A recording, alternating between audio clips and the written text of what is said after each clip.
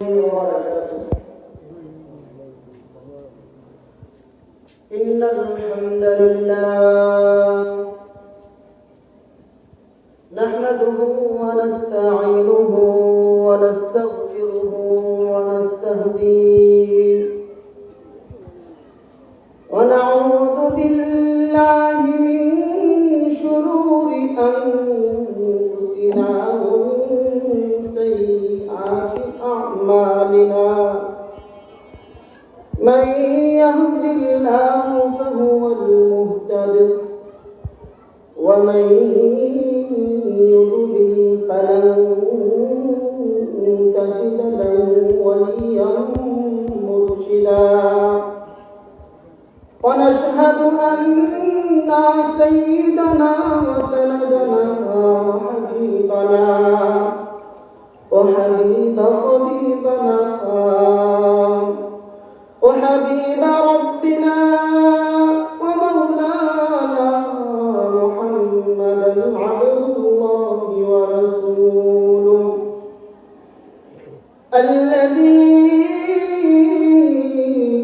بلغ الرسالة وأدى الأمانة ونصح الأمة وكشف الأمة وجاهد بالله حق جهاده حتى أتاه اليقين فصلوات الله وسلامه عليه وعلى آله وأصحابه وبارك وسلم أما بعد فأعوذ بالله من الشيطان الرجيم بسم الله الرحمن الرحيم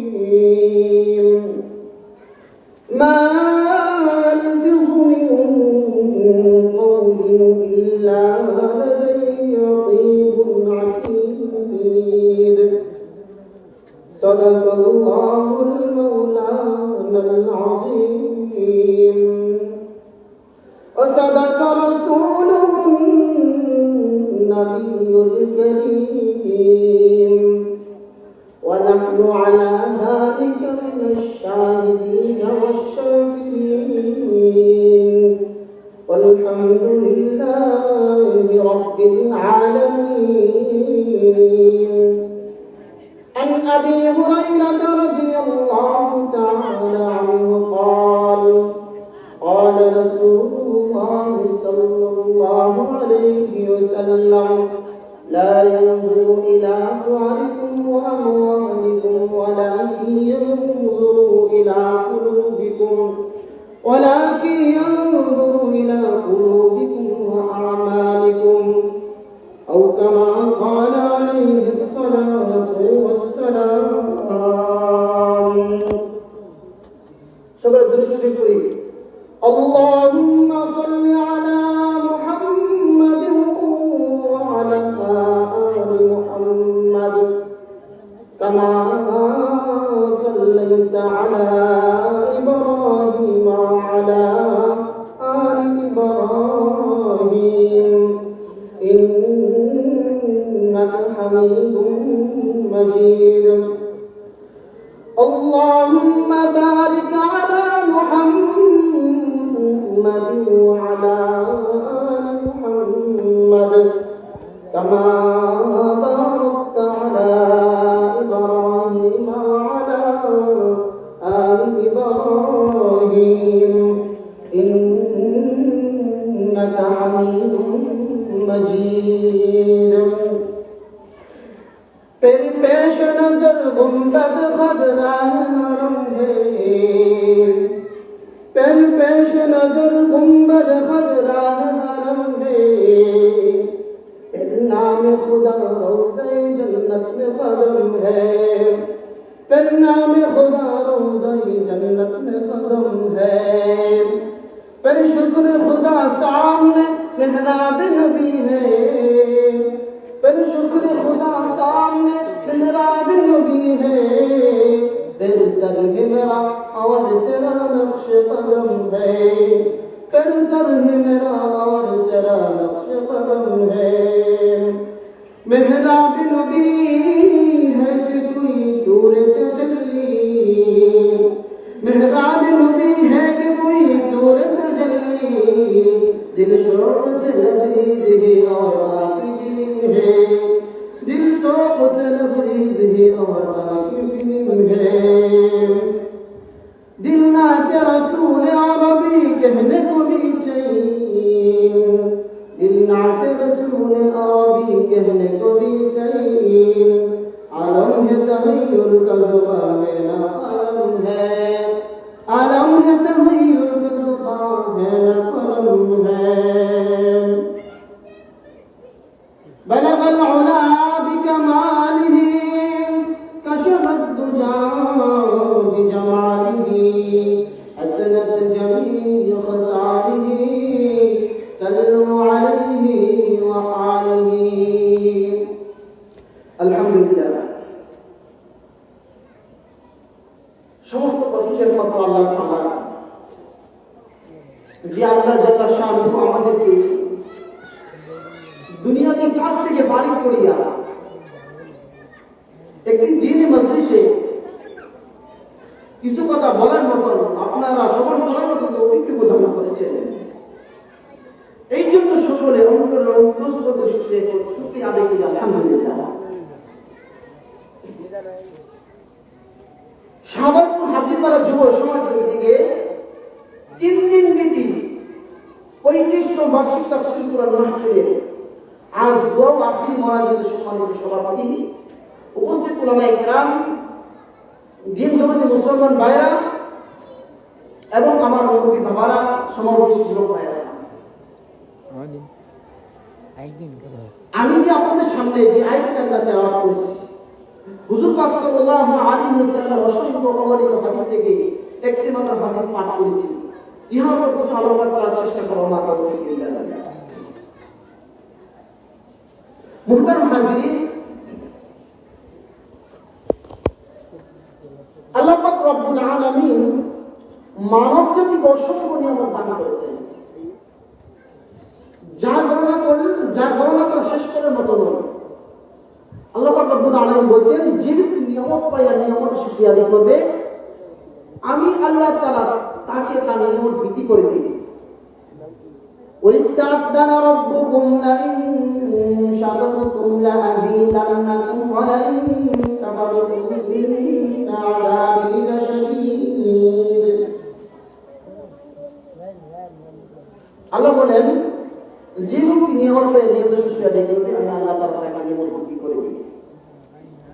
আর যে ব্যক্তি নিয়ামত পেয়ে নিয়ামত শুকরিয়া আদায় করবে না, আল্লাহ বলেন আমার আযাব করবে। আল্লাহ পাক রব্বুল আলামিন তাকে যে নিয়ামত দান করেছিলেন, সে সমস্ত নিয়ামত আল্লাহ তাআলা তাকে ছিনিয়ে নেন। আল্লাহ যে অসংখ্য নিয়ামত যে আমাদেরকে দান করেছেন, তার গণনা করলে শেষ করতে পারবেন না। আল্লাহ নিজেই কুরআন কারীমে ইরশাদ করেন, ওয়া ইন তা'উদ্দু নি'মাতাল্লাহি লা তুহসুহা।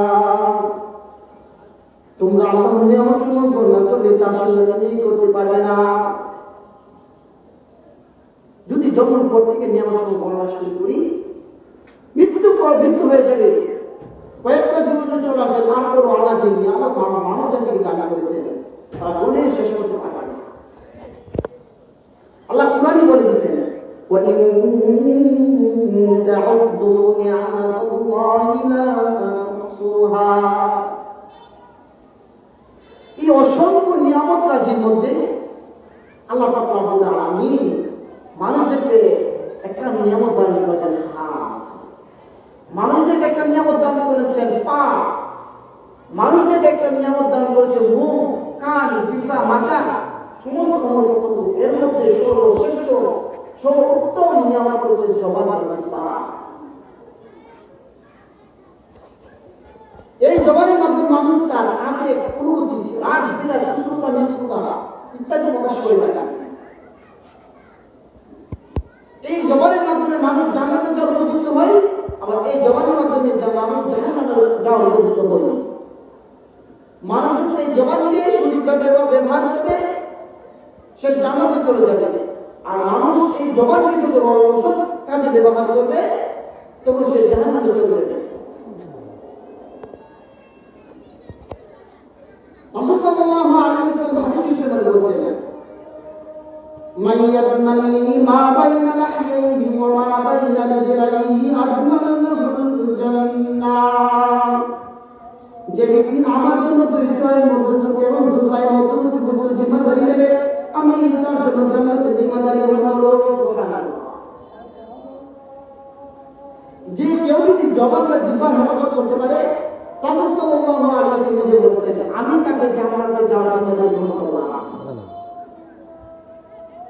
জবানের সঠিক ব্যবহার কি?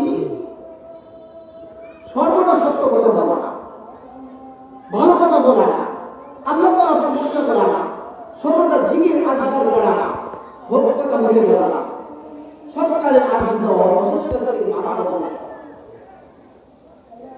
আল্লাহর নাফরমানি কোনো কথা বলে বের না করা, ইত্যাদি ইত্যাদি। আর অসৎ ব্যবহার হলো গালিগালাজ করা, বকাবকি করা, গালমন্দ ব্যবহার করা, মিথ্যা কথা বলা, কটু কথা বলা, একজনের বদনাম আরেকজনের কাছে গিয়ে বলা, গীবত করা, শিকায়েত করা, আল্লাহর নাফরমানির কথা মুখে বের করা। ইসলামের যে তরিকা আছে সেই সব তরিকাকে মেনে না নেওয়া, হককে হক করে না মেনে নেওয়া, এটা হচ্ছে জবানের কথা। এই তো নবী বলছেন, মাইয়াদমানি মা বাইনা লাহইহি ওয়া মা বাইনা রিজলাইহি লাহুল জান্নাহ। যে ব্যক্তি আমার জন্য দুই চোয়ালের মধ্যে বস্তু এবং দুই পায়ের মধ্যে বস্তুর জিম্মাদারি নেবে। এটা তো বোঝা যাচ্ছে দুই চোয়ালের মধ্যে বস্তু বলতে জিহ্বাকে বোঝা যাচ্ছে, জবানকে বোঝা যাচ্ছে। দুই পায়ের মধ্যে বস্তু বলতে লজ্জাস্থান বোঝা যাচ্ছে। যে ব্যক্তি লজ্জাস্থানে নিজের মুখকে নিজের জবানকে হেফাজত করতে পারবে, রাসূল সাল্লাল্লাহু আলাইহি ওয়াসাল্লাম তাকে জান্নাতে নেওয়ার জিম্মাদারি রাসূল নিজে নিয়েছেন। যে ব্যক্তি আমার জন্য দুই চোয়ালের মধ্যে এবং দুই পায়ের মধ্যে বস্তুর জিম্মাদারি নেবে, আমি রাসূল সাল্লাল্লাহু আলাইহি ওয়াসাল্লাম তাকে জান্নাতে যাওয়ার জিম্মাদারি গ্রহণ করলাম। সুবহানাল্লাহ। আল্লাহ পাক রব্বুল আলামিন নিজে এই জবান হেফাজতের ব্যবস্থা নিজেই গ্রহণ করেছেন।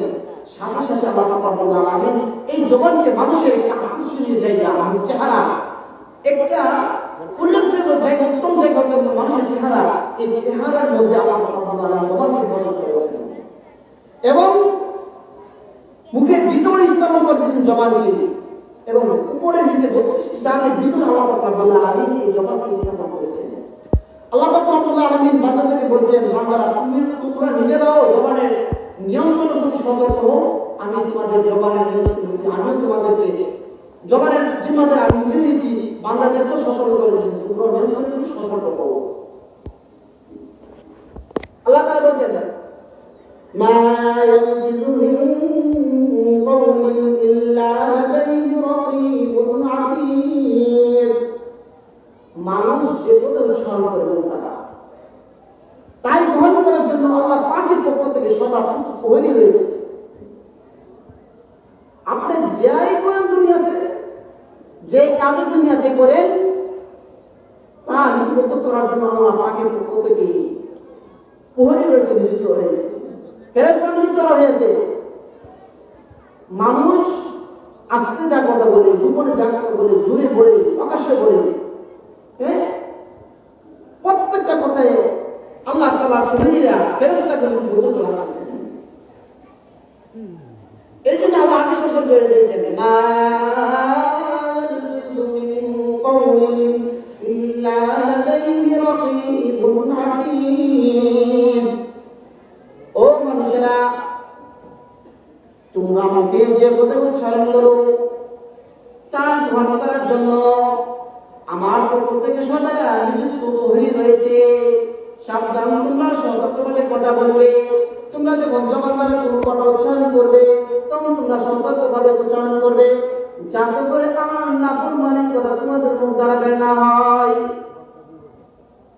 যখন জবান দ্বারা কথা বলবো তখন চিন্তা করতে হবে যে আমি যে জবান দ্বারা কথা বলতেছি সেই বিষয়টা জিজ্ঞেস করতে হবে আল্লাহর কাছে, কার বলে দাঁড় হইতে হবে। আমি যে জবান দ্বারা কথা বলতেছি তাতে জাতিকে কতটুকু ফায়দা, আপনাকে কতটুকু ফায়দা। আমি যে কথা বলতেছি আমার মান সম্মান কমতেছে কিনা, আমি যে কথা বলতেছি আমার কথা দ্বারা অন্যের মনে কষ্ট যাইতেছে কিনা, আমি যে কথা বলতেছি আমার কথা দ্বারা অন্যের সম্মান মানানো হচ্ছে কিনা। যদি আমার কথা দ্বারা অপর মুসলমান ভাই কষ্ট পায় থাকে, রাসূল সাল্লাল্লাহু আলাইহি ওয়াসাল্লাম বলেন, যদি এক মুসলমান আরেক মুসলমানের মনে কষ্ট দিল, কারণ ভাই যদি তাকে মাফ না করে আল্লাহ তাআলা তাকে মাফ করবেন না। এই জন্য আমার কাটিগরি হচ্ছে আল্লাহ তাআলা লিখিত করে ফেরত দেন, আমাদের কথাগুলিকে রেকর্ড করে রাখতেছেন। এই জন্য সাবধানে আমরা কথা বলতে হবে, আমাদের জবানকে সর্বদাই সাবধানে কথা বলতে হবে। আমি যে কথাগুলি বলতে চিন্তা করতে হবে যে আমার কথা দ্বারা যাতে করে অন্যের মনে কষ্ট না, অন্যের ভিতরে কষ্ট না, আমার কথা দ্বারা যেন একজন উপকার করলাম আরেকজনকে ঠকাই দিলাম, এটা যেন না হয়। যে যত প্রাপ্য সে তার প্রাপ্য বুঝিয়ে দেওয়া, একজন আরেকজনকে উল্লাপনা না বোঝানো। জবানকে হেফাজত করবেন, জবানকে যদি আপনি সঠিকভাবে হেফাজত করতে পারেন আর লজ্জাস্থানকে যদি সঠিকভাবে হেফাজত করতে পারেন, রাসূল নিজে বলেছেন আমি তার জান্নাতে যাওয়ার জিম্মাদারি নিচ্ছি। বিশেষ করে আপনি আমল করে দেখেন, হাসরের ময়দানে আপনাকে আমাকে রাসূল সুপারিশ করবেন। সে আমার হাদিসের আমল করছে, মা বাইনা লাহইহি ওয়া মা বাইনা রিজলাইহি আদমান লাহু জান্নাহ। সে আমার হাদিসের উপর আমল করছে বিদায় আমি তাকে জান্নাতে যাব সুপারিশ করলাম। হযরত আবু হুরায়রা রাদিয়াল্লাহু তাআলা থেকে বর্ণিত, আবু রাদিয়াল্লাহু তাআলা বলেন, রাসূল সাল্লাল্লাহু আলাইহি ওয়াসাল্লাম একবার সাহাবাদের মধ্যে শুনে বলতেছেন, আমার সাহাবারা তোমরা কি জানো আমার উম্মতের মধ্যে সবচেয়ে দরিদ্র সবচেয়ে গরিব ব্যক্তিকে?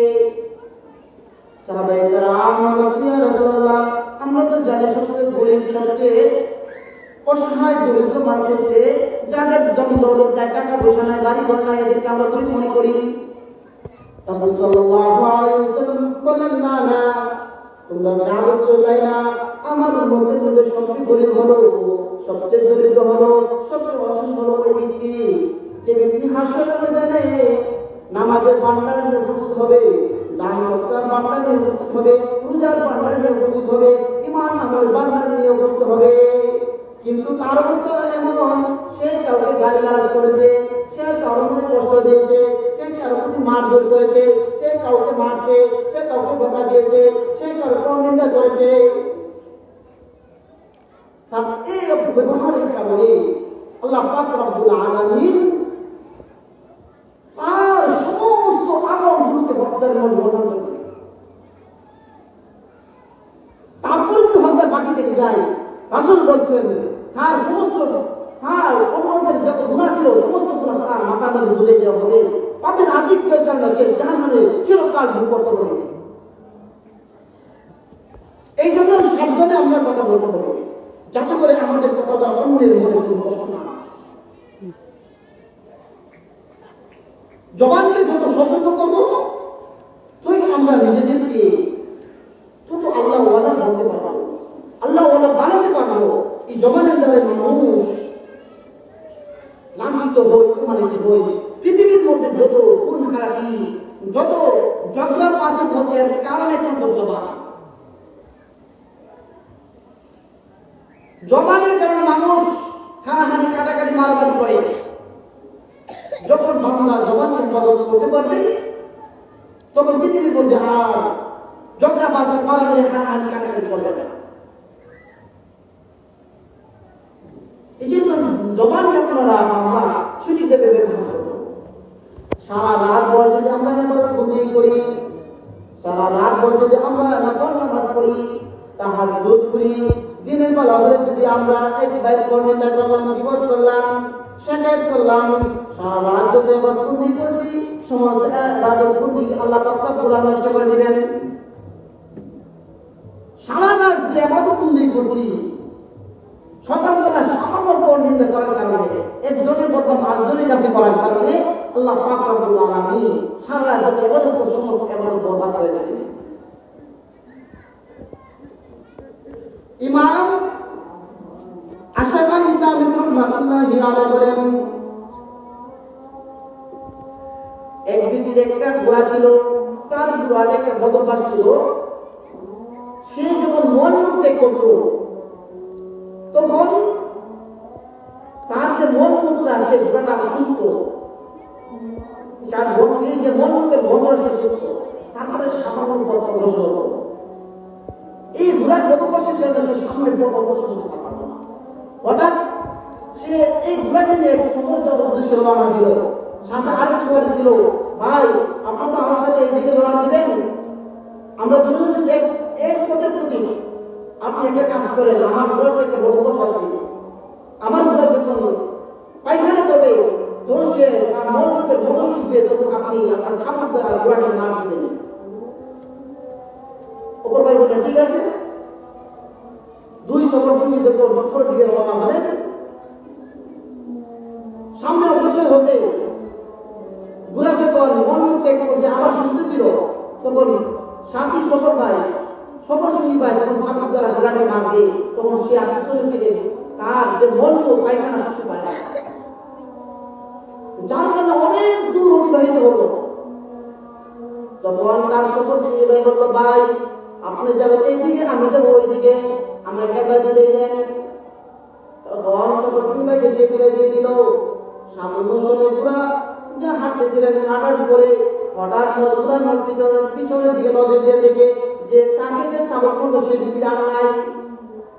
তখন পুরা সুযোগ পাইছে, আগে বলে সুযোগ পাইছি, পুরা আমার মন মধ্যে শুনতে পাবো, আমি যে পায়খানা করছি পায়খানা আমি বলবো শুনতে পারবো।